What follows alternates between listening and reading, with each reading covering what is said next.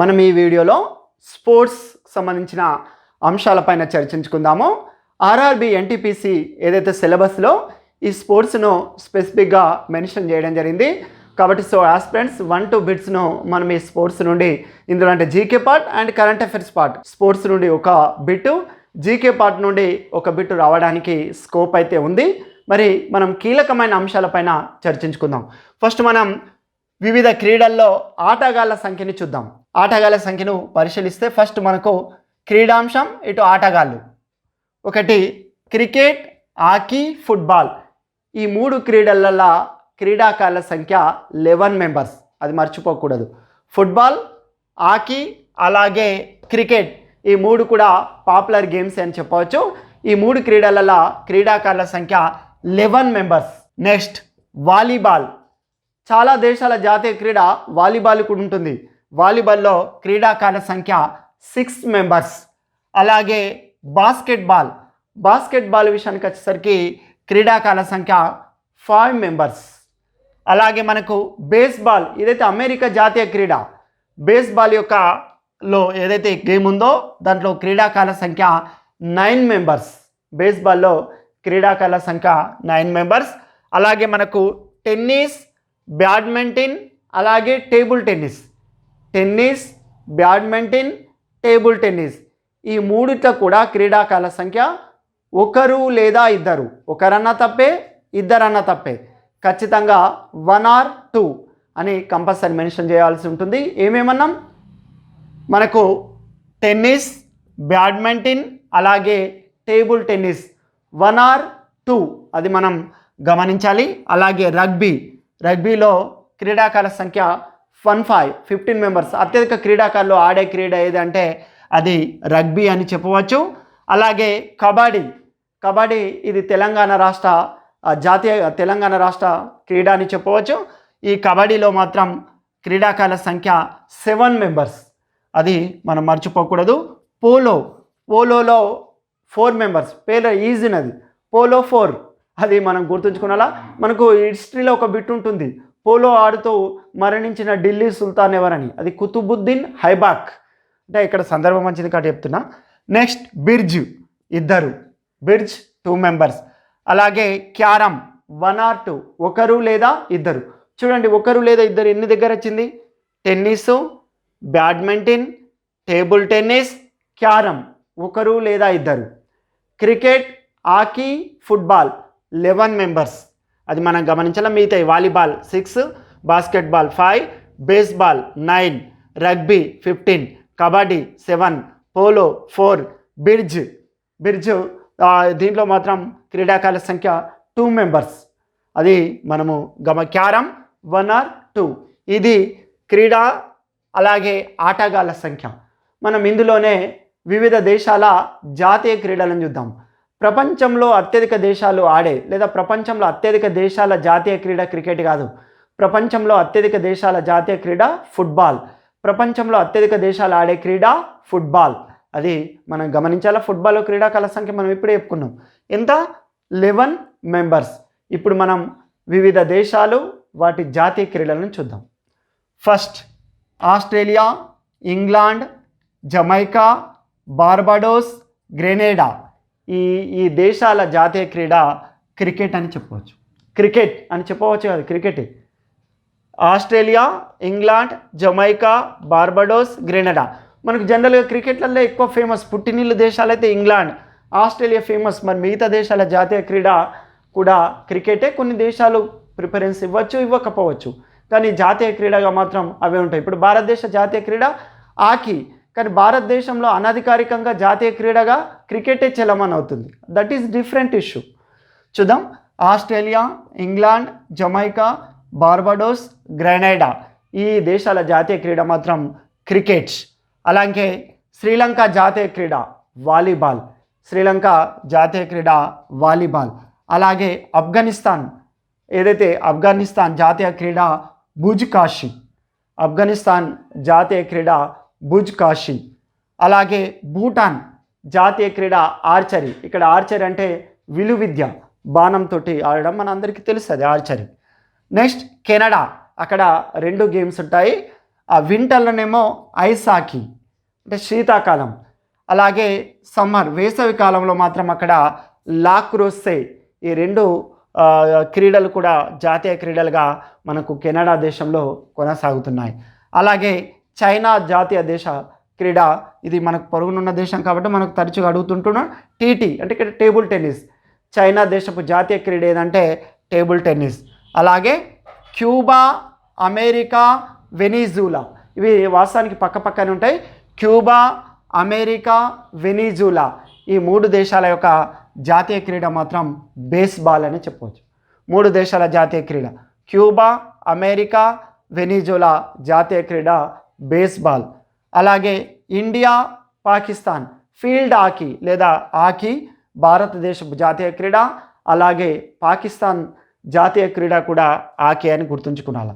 అలాగే లిథువేనియా జాతీయ క్రీడ బాస్కెట్బాల్, లిథువేనియా జాతీయ క్రీడ బాస్కెట్బాల్.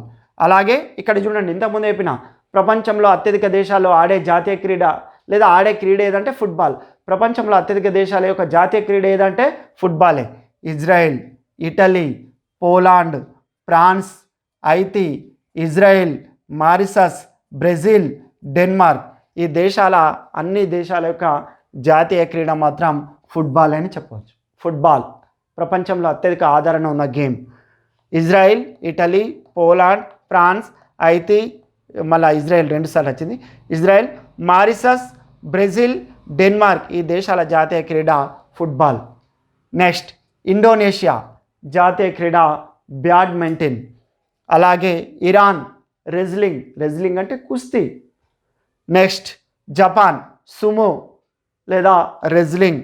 అలాగే మలేషియా సెఫక్ తక్రా. చూడండి, మలేషియానేమో సెఫక్ తక్రా, మారిషస్ ఏమో ఫుట్బాల్. ఇట్లా ఒక బిట్టు రావడానికి స్కోప్ ఉంది. ఎక్కడైతే కన్ఫ్యూజ్ ఉంటుందో అక్కడ నుండి ఎగ్జామినర్ ఆ దృష్టి ఈ కన్ఫ్యూజ్ దాని మీదనే ఉంటుంది కాబట్టి ఆయన మనని కన్ఫ్యూజ్ చేస్తుండేది, మనం పర్ఫెక్ట్ ఉంటే చాలు. Right, Malaysia sepak takraw. అలాగే నేపాల్ ఒక జాతీయ క్రీడ వాలీబాల్. అలాగే స్కాట్లాండ్ యొక్క జాతీయ క్రీడ గోల్ఫ్. తెలుసు మనకు గోల్ఫ్, అది కూడా గుర్తుంచుకోవాలి. నెక్స్ట్ మనకు ఫిలిప్పీన్స్ యొక్క జాతీయ క్రీడ ఆర్నిస్. అలాగే స్పెయిన్ యొక్క జాతీయ క్రీడ బుల్ ఫైటింగ్ అంటే ఎద్దుతో ఫైటింగ్ చేయడం అనేది ఉంటుంది. మనకు స్పెయిన్ జాతీయ క్రీడ ఏమన్నాం, బుల్ ఫైటింగ్. నెక్స్ట్ బంగ్లాదేశ్ జాతీయ క్రీడ కబడ్డీ. తెలంగాణ రాష్ట్ర క్రీడ కూడా కబడ్డీ. కబడ్డీలో క్రీడాకారుల సంఖ్య 7 మెంబర్స్, అది మనం గుర్తుంచుకోవాలి. అలాగే న్యూజిలాండ్ రగ్బీ యూనియన్. అలాగే నార్వే యొక్క జాతీయ క్రీడ క్రాస్ కంట్రీ స్కీయింగ్ అంటే వింటర్లో ఆడడం జరుగుతుంది. అలాగే రష్యాను మనం పరిశీలిస్తే బందే. కాకపోతే రష్యాలో ఎక్కువగా పాపులర్గా జాతీయ క్రీడగా అది మనకు అక్కడ చెస్ జాతీయ క్రీడగా అంటే అన్అఫీషియల్గా ఎక్కువ రష్యా దేశస్తులు ఆడే క్రీడ ఏదంటే చెస్ అనే చెప్పవచ్చు. నెక్స్ట్ దక్షిణ కొరియా తైక్వాండో. అలాగే టర్కీ ఆయిల్ రెజ్లింగ్. అలాగే ఎస్తోనియా బాస్కెట్బాల్. అలాగే ఐస్లాండ్ హ్యాండ్బాల్. అలాగే ఇండోనేషియన్ మనం పరిశీలిస్తే పెన్కాక్ సిలాత్. ఇవన్నీ కూడా వివిధ దేశాల యొక్క జాతీయ క్రీడలు. ముఖ్యంగా మనం ఎక్కువ concentration Bangladesh, China, Pakistan, Nepal, America, అలాగే రష్యా ఈ దేశాలపైన మనము ఎక్కువ కాన్సన్ట్రేషన్ చేస్తే ఒక బిట్టుని ఈజీగా ఎక్స్పెక్ట్ చేయవచ్చు. ఇప్పుడు మనం వివిధ క్రీడలు అందులో ట్రోఫీల గురించి తెలుసుకుందాము. ఫస్ట్ మనం హాకీ, ఇది భారతదేశ జాతీయ క్రీడాకారుల సంఖ్య 11 మెంబర్స్. మరి హాకీలో ఉన్న వివిధ ట్రోఫీలు ఏందో ఓసారి పరిశీలిద్దాం. రంగస్వామి ట్రోఫీ, ఎందుకంటే ఎగ్జామ్లో ఏమని అడుగుతాడంటే ఫర్ ఎగ్జాంపుల్ నెహ్రూ కప్ ఏ క్రీడకు సంబంధించింది, లేదా సంతోష్ ట్రోఫీ ఏ క్రీడకు సంబంధించింది, అలాగే ఫెడరేషన్ కప్ ఏ క్రీడకు సంబంధించింది, ఈ విధంగా. లేకుంటే ఇటు క్రీడలు పక్కన కప్స్ పెట్టి జతపరచండి అని కూడా అడగడానికి స్కోప్ ఉంది. సో యాస్పిరెంట్స్ కంపల్సరీ ఈ అంశం పైన మీరు దృష్టి పెట్టండి. ఆకి రంగస్వామి ట్రోఫీ, ఆగాఖాన్ కప్, అలాగే ఇందిరాగాంధీ గోల్డ్ కప్. ఎందుకంటే ఇందిరాగాంధీ పేరు మీద వేరే ఆటలలో కూడా ట్రోఫీలు ఉంటాయి కాబట్టి కొద్దిగా పూర్తి పేరు తెలియాలి. ఇందిరాగాంధీ గోల్డ్ కప్, అలాగే Nehru cup, Scindia gold cup, Wellington cup, అలాగే మురుగప్ప గోల్డ్ కప్ ఏ క్రీడకు సంబంధించింది అని అడగడానికి అవకాశం ఉంది. అలాగే బైటన్ కప్, ఇవన్నీ కూడా హాకీకి సంబంధించిన ట్రోఫీలు లేదా కప్స్ అని చెప్పవచ్చు.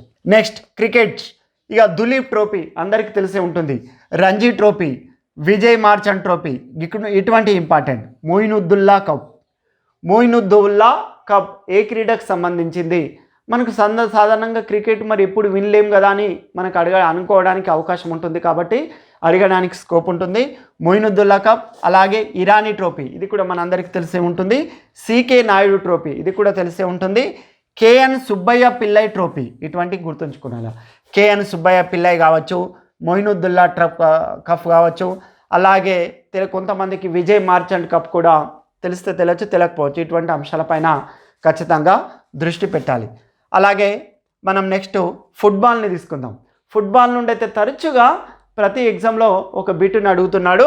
ఫుట్బాల్లో డాక్టర్ బీసీ రాయ్ ట్రోఫీ, అలాగే డ్యూరాండ్ కప్ ఎన్నిసార్లు అడిగిండో అసలు చెప్పలేము. ఇక ఎన్నో సందర్భాలలో ఈ డ్యూరాండ్ కప్ మీద ఒక బిట్ అడుగుతున్నాడు.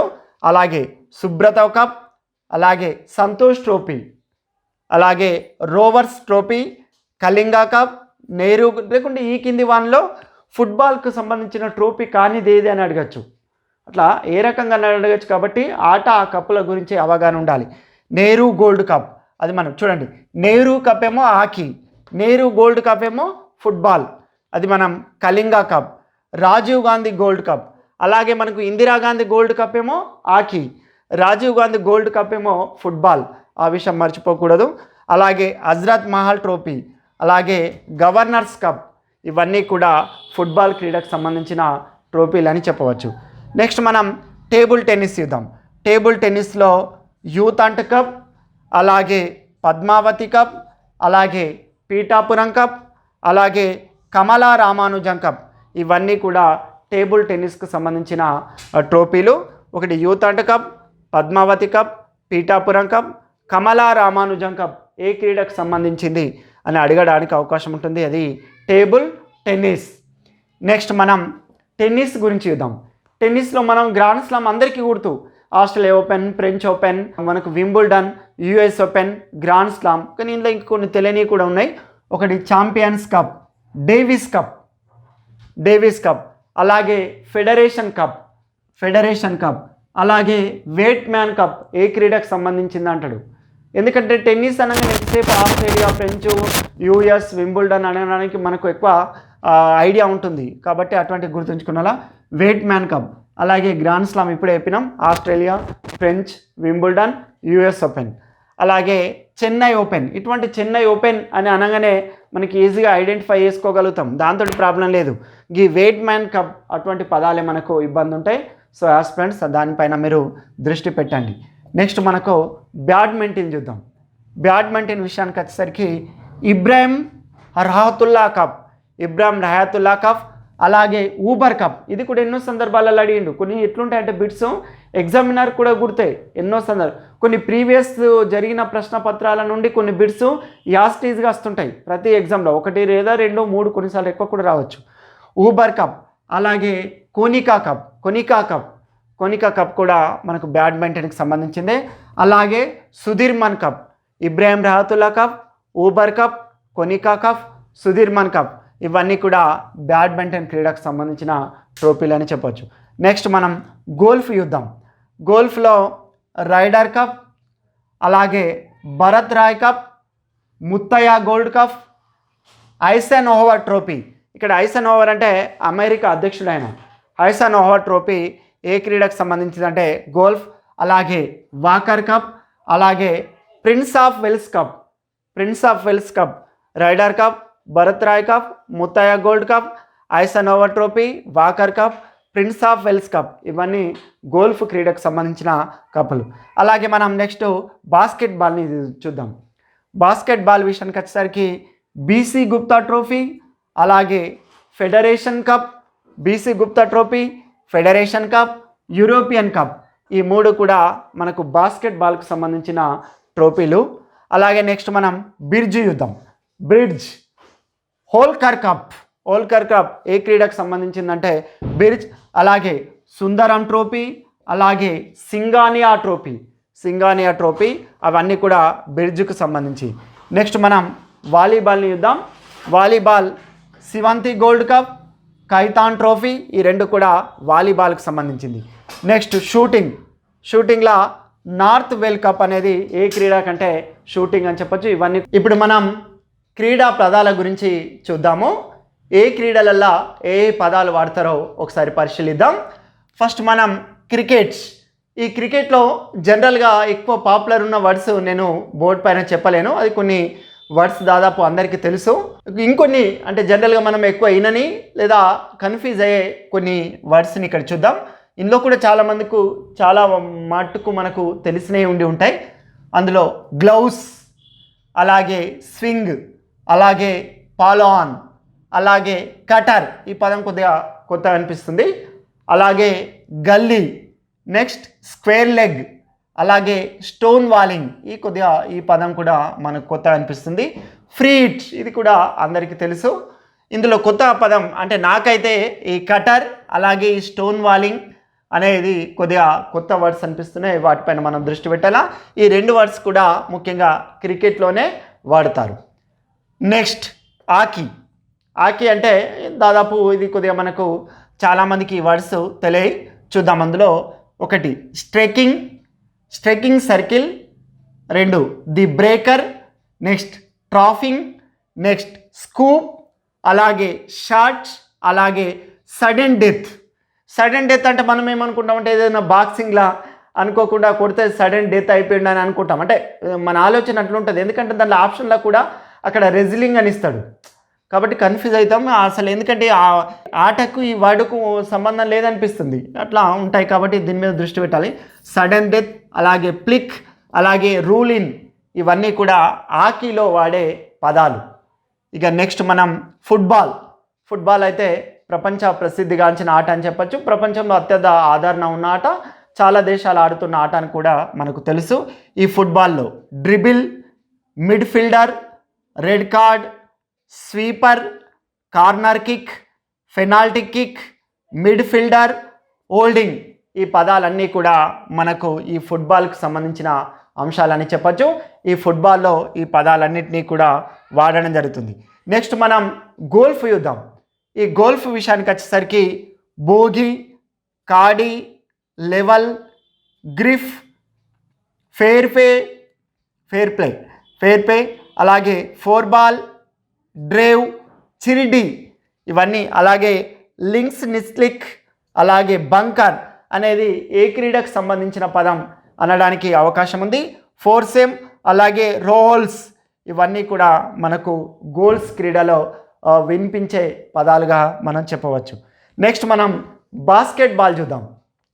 బాస్కెట్బాల్లో డ్రిబుల్, అలాగే పివోట్స్, హోల్డింగ్, జాంబల్, అలాగే ఫ్రీ త్రో, నెక్స్ట్ ఎల్టు బాల్, జాంబాల్, ఇవన్నీ కూడా మనకు బాస్కెట్బాల్లో వినియోగించే పదాలు లేదా ఉపయోగించే పదాలుగా మనం చెప్పవచ్చు. నెక్స్ట్ మనం కబడ్డీ అయితే సాధారణంగా మనకు అందరికీ తెలిసిన క్రీడ అనేది. 1 mark line, 2 raider, 3 anti, next waiting block, అలాగే బ్యాక్ లైన్, ఈ పదాలన్నీ కూడా కబడ్డీకి సంబంధించినవి. Mark line, raider, anti waiting block, అలాగే బ్యాక్ లైన్, ఇవన్నీ కూడా కబడ్డీ క్రీడకు సంబంధించిన పదాలని చెప్పవచ్చు. నెక్స్ట్ చెస్ మనం అందరం చూద్దాం ఒకసారి.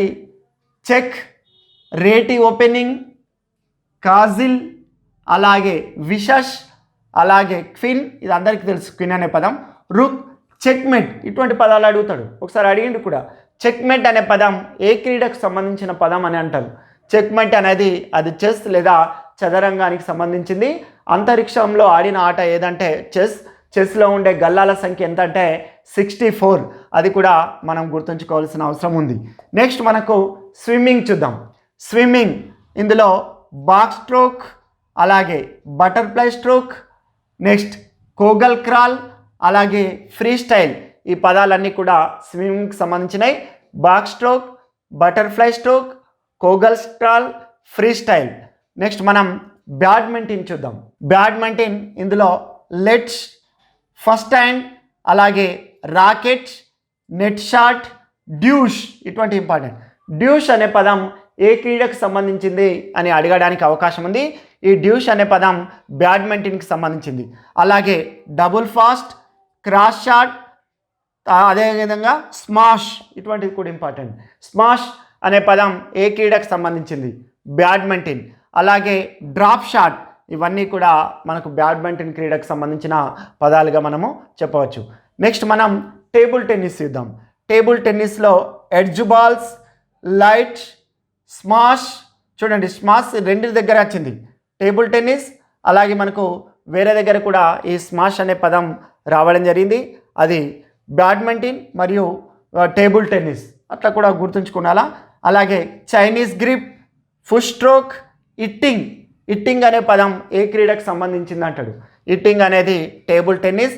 అలాగే స్వింగ్ కూడా టేబుల్ టెన్నిస్కి సంబంధించిన వర్డే. నెక్స్ట్ మనం బిలియర్డ్స్ చూద్దాం.